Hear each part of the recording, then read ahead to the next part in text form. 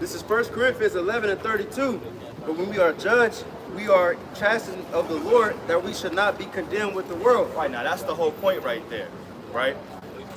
The scriptures say that when we're judged, we're chastened of the Lord. So it's a big difference with how we get judged or chastened and other people that are not a part of the hopeful elect, especially 2/3 of our people. You see, when you get chastened, it doesn't feel comely, it doesn't feel good. But understand the trials and tribulations that we're going through right now, it has a specific purpose. It's so that we can get judged and corrected, so that dross falls off and we can be found pure silver, pure gold. So we're being tried so that we're not condemned with the world. Another word for condemned is destroyed. So that's why we're going through these things. So even though in the flesh it may seem, look, or even feel like they just losing, taking L's and L's, L after L. Things aren't going for you right with your job, they're not going for you financially, your woman, family, so on and so forth. But just remember that that's just a chastisement for the time being, so that we cannot be condemned or destroyed in Jacob's trouble. This is Job 5 and 17. Behold, happy is the man whom God corrected, therefore despise not thou the chastening of the Almighty. Right, so we don't despise being chastened, we don't despise being judged, because remember, the Heavenly Father, even Yahweh Shai, that's our everlasting Father as well. So just like a father treats their son, they're going to chastise them. They're going to judge them, you can even use that word. But it's all for their betterment. It's also that it makes them to do better. They learn from that lesson. So it says we don't despise getting judged of the Lord, because, listen, if Yahweh Shai went through his trials and tribulations, don't you think it's only fitting that we do the same? So it says, when we are chastened of the Lord, happy is that man. And it doesn't mean you're leaping and jumping for joy. What it represents is that you understand that you're blessed. We know that we're blessed to take on these different trials and tribulations because the Lord just wants to see us do better.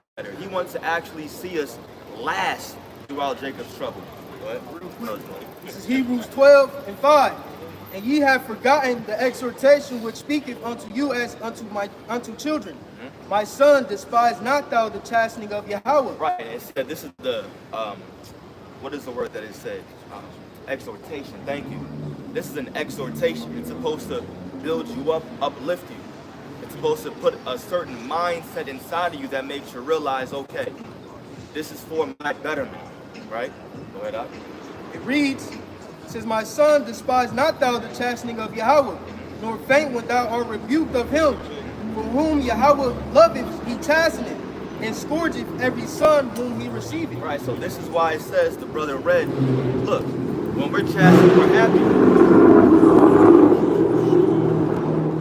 We're happy because we understand that the chastening of the Lord represents us being adopted back. We're being called sons again. And we're being called sons by the way the Lord is treating us. Now we recognize that and we say, damn, it doesn't feel good, but I gotta remember these precepts. That's why it's not about wearing fringes in the end days when Jacob's trouble hits. The Lord returns and you wearing your fringes. No, it says remember what you have, which is this knowledge and understanding.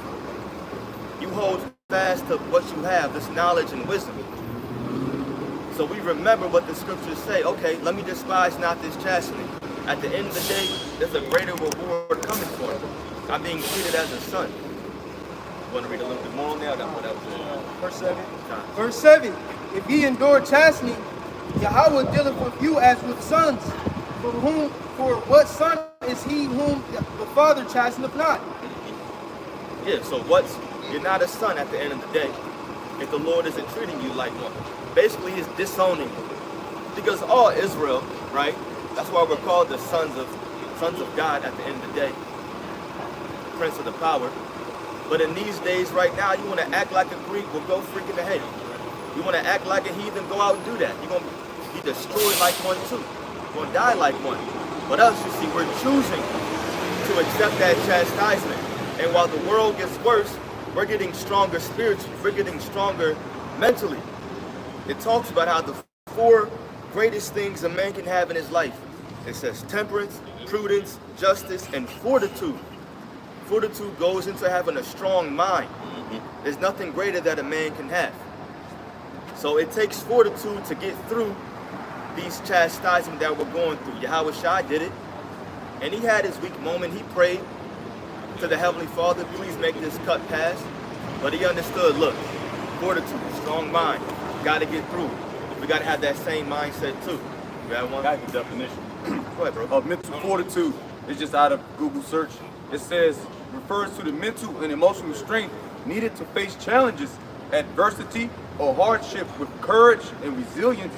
It's the ability to preserve, stay focused, and maintain a positive mindset even when things get tough. Yeah, and you can only do that if you have faith at the end of the day, because we understand it's not of our own mental fortitude, like we went out here and did something so great and now we just built up.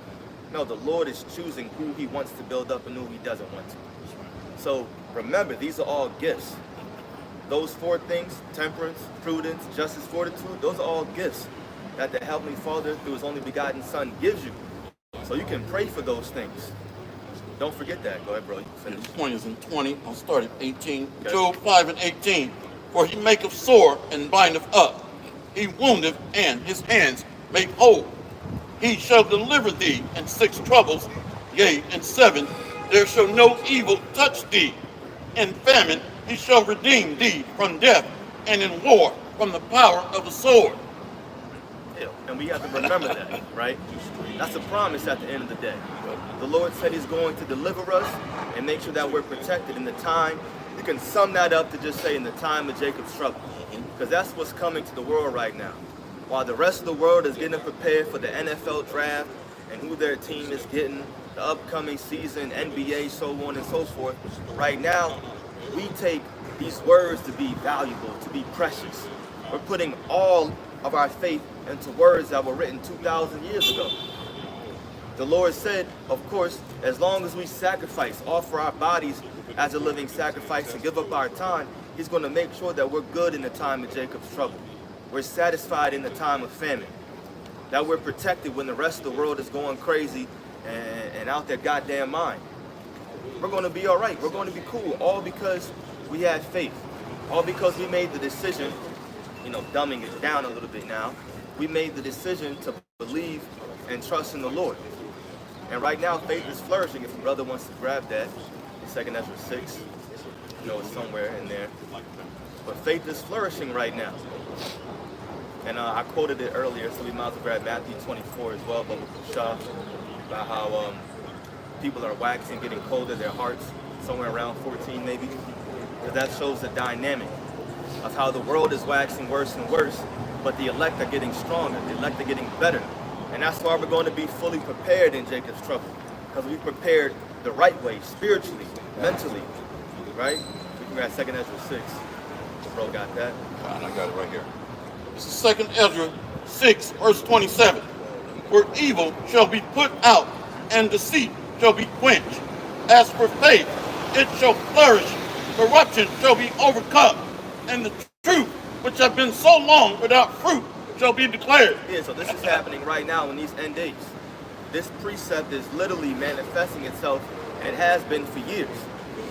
But these are the end days that we're living in right now, and faith is most definitely flourishing. While the rest of the world is worrying about these goddamn tariffs and how it's going to affect their pockets, they're all worried about hyperinflation and how they can't buy no goddamn eggs. Right? We're relaxed, we're calm, we're cool and collected, we're poised, because we know that things are going to get worse, but the Lord is going to watch out for us. Even if we happen to lose our job, because at the end of the day, we are going to all lose our job. It's going to happen. There's going to be some kind of economic collapse, some kind of destruction that creates the fall of the dollar. So we're not going to be on this same currency system. We're not going to be probably working at your same job at a certain point in time. But that's okay, even if it happens, because it's prophecy and the Lord is going to watch over us. You're not supposed to fret in that day, oh, what am I going to do? Oh, I didn't sign up for this. Now you got to know right now what you're signing up for. You got to understand right now what's about to happen.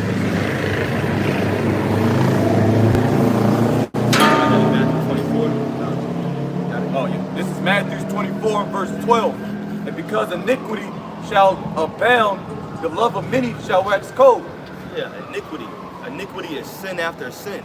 And it currently is abounding right now. You got the so-called black woman.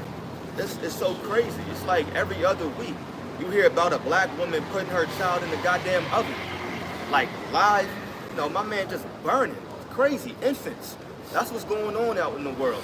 And then you got these things out in Chicago, I think it is, called like it's something like a teen takeover. Where they just all just meet up and they just go buck wild, they looting and rioting. It happened last week. A Jake got killed in a teen takeover in Chicago. So the world is getting worse right now. You see what Trump is doing. He's just telling government officials to lock up anybody that's talking against, you know, the current state of Israel.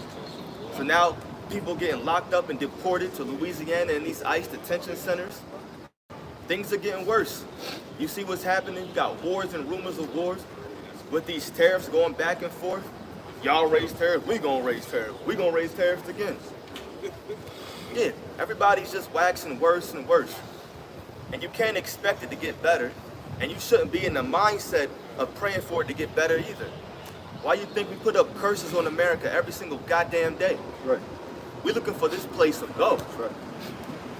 And we're not gonna receive salvation if that doesn't happen, because salvation is an action. Like Apostle Tahar was saying yesterday. Salvation represents being delivered. That's what it is. Being delivered from something. So if we're looking forward, that's what you Christians don't get. Y'all talking about salvation this, salvation that. Well, salvation comes with a certain destruction. Something being destroyed so that you can be delivered from that destruction. That's what salvation is. Go ahead, This is Revelation 21 and 7. He that overcometh shall inherit all things, and I will be his God, and he shall be my son. But the fearful and unbelieving, and the abominable, and murderers, and whoremongers, and sorcerers, and idolaters, and all liars shall have their part in the lake which burneth with fire and brimstone, which is the second death. Right, that's the second death. And basically, you look at that list, and it's coming for all sinners, the sinners of our people.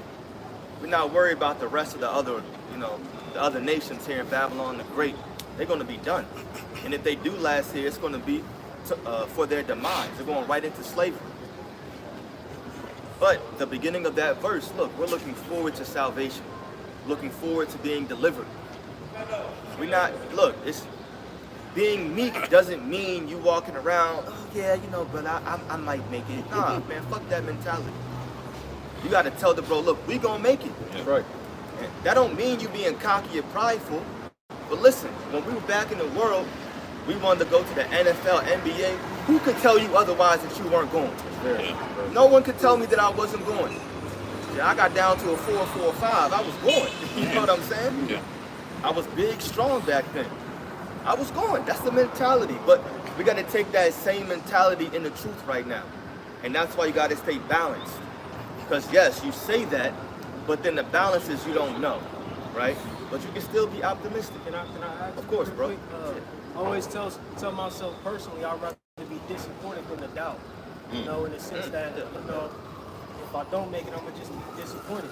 But I'm not gonna doubt that I won't make it. You know, Lord's will. You know what I'm saying? Like you said, that's the balance. You gotta tell yourself. Hell yeah. I like that a lot. Bros have a precept? I got some. This is 2nd Ezra 16 and 74. It says, I'm gonna let these guys. Good old DC, man. Hell yeah. We're gonna hear about 3 or 4 more. Yeah.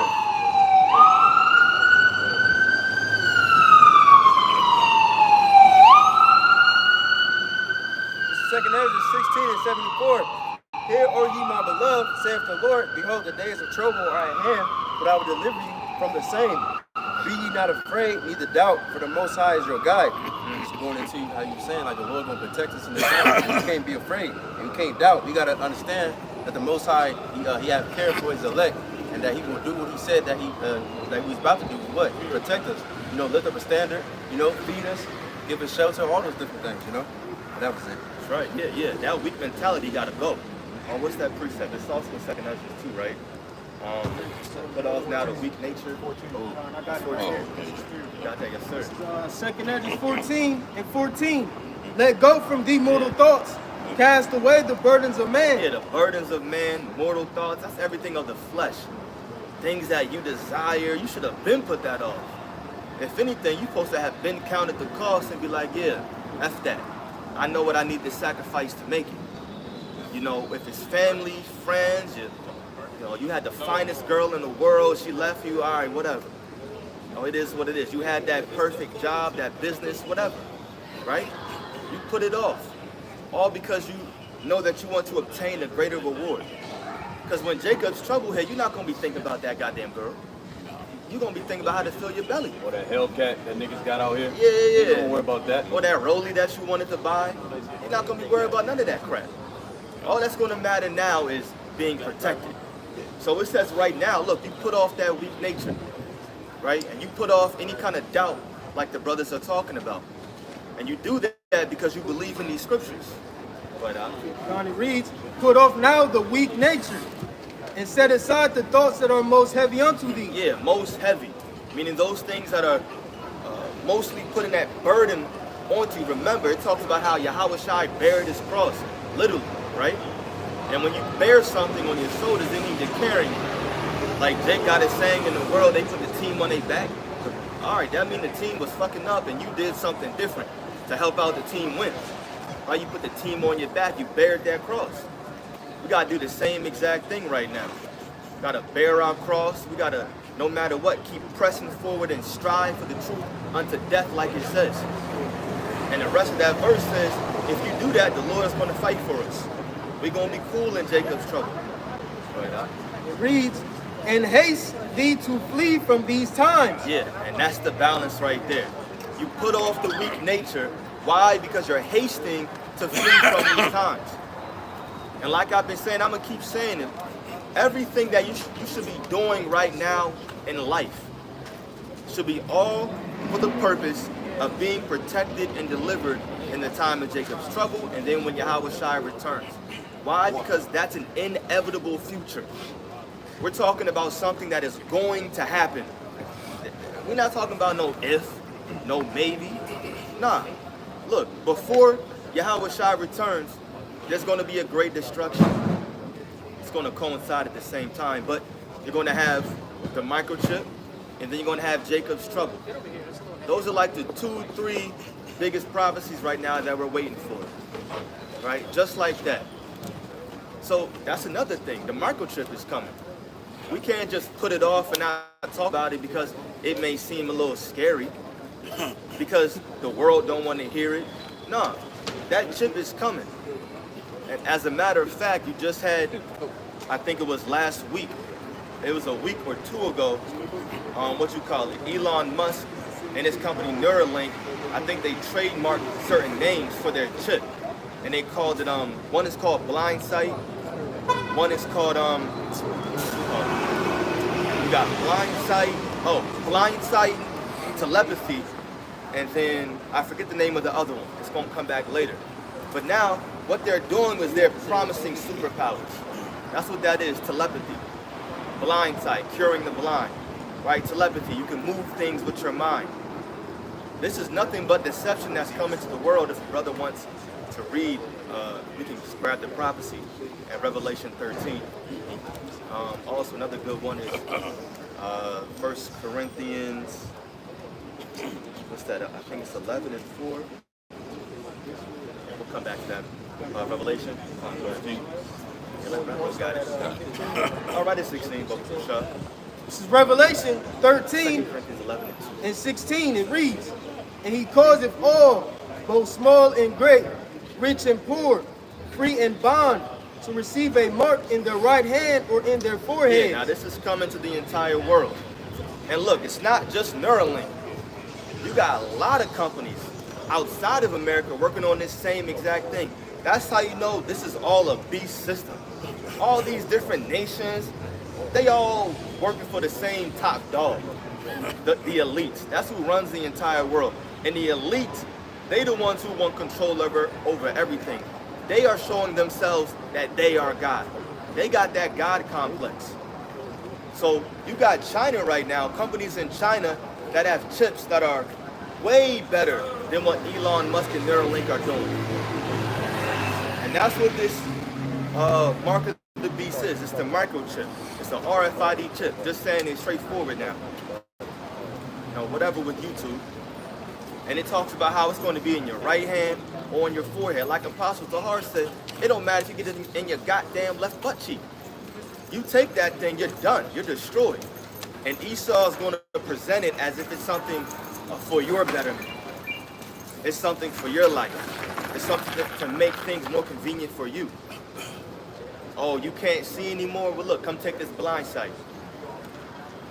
Oh, you can't move anymore? You're an amputee? Come take this telepathy chip.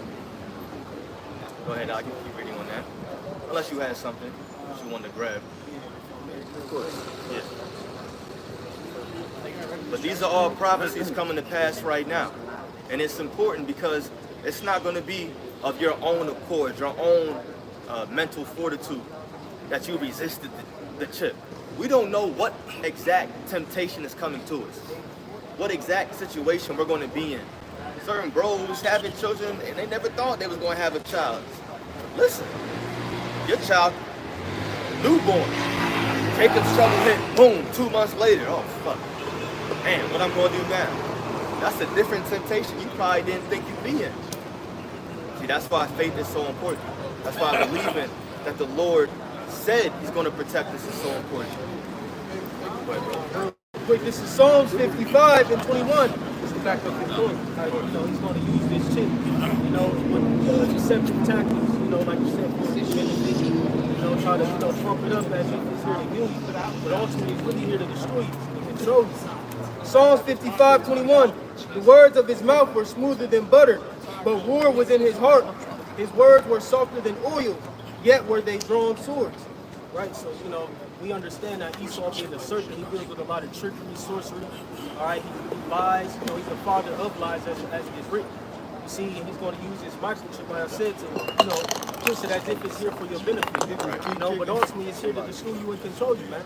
Because like the brother said, you know, he has his God complex.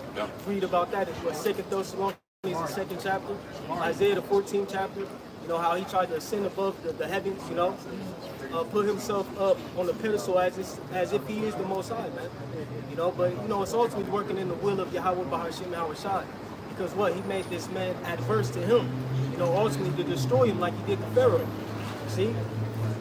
Yeah, that's right. You got to understand. Nah, Also, like, and I always say this, he gonna use Jake, he gonna use ball playing niggas, LeBron James, Shannon Sharp, they're gonna use them, and then they're gonna push it through Jake, you so-called blacks, Hispanics, and Native Americans. He's gonna use Jake, and he gonna make a LeBron James actual Space Jam. He nigga be doing a dunk from the free throw, I mean from the half court, but he got the joint. So that's how it's gonna happen, man. Mixing, merging man with machine. You know, good movie to reference is like the movie Upgrade, you know, etc. You know, the what's it called, Bloodshot. I think that's another one. Vin Diesel. You know, using that artificial intelligence, that AI, to you know, upgrade human beings, man, so to speak.